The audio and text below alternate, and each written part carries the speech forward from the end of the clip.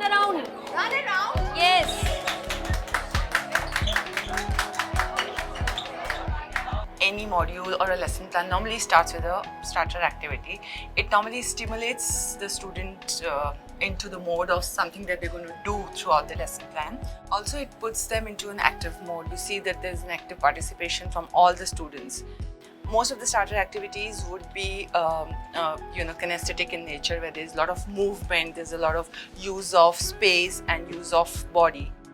This also sets a context for something that they're going to do later as a concept as well. There's no students, front benchers, back benchers. Everybody is included, everybody is having fun, everybody is enjoying. So starter activity basically is very, very, very, very important part of the experiential learning that we just saw.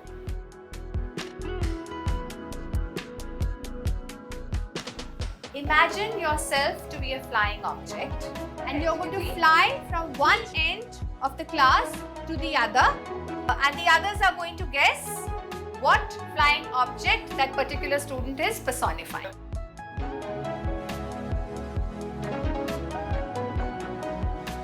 So now we'll divide the class into groups.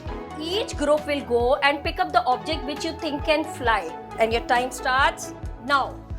So group 1 will come here and will classify the objects. This particular activity gives so much scope of processes and skills that the kids need to go through in the learning process.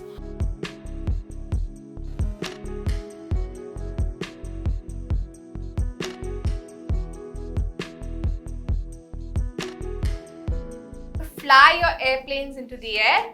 Okay. After that, you go and take a measuring tape and you measure the length that your airplane has traveled.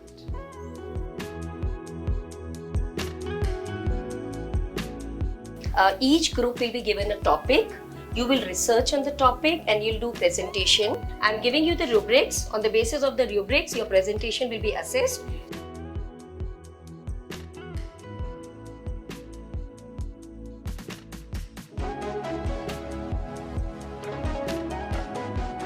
Make one change to the model that you have just made of your paper plane, and we are going to fly it again and analyze why there is a change in the distance traveled by the plane.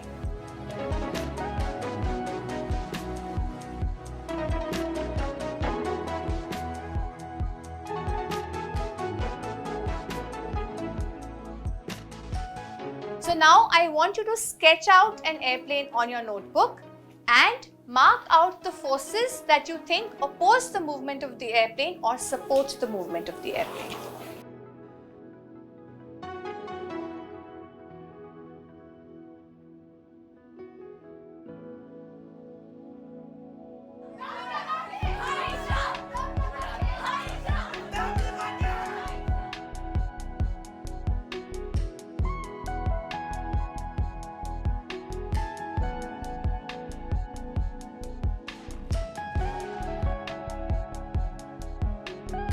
Fighter aircraft is a military aircraft primarily designed for air combat at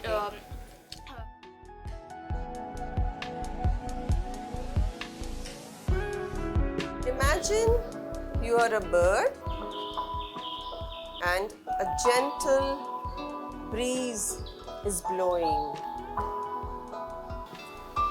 and slowly the gentle breeze is feeling you and you start flying.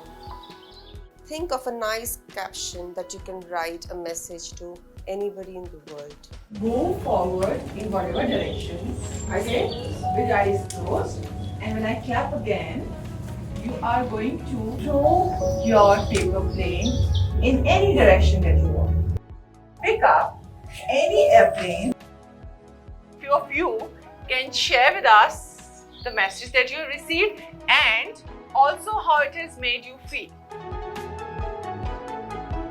be positive, don't worry, be happy. Even though it's like a simple message, it makes me feel like wholesome. It makes me feel good about myself and good about everyone in the world.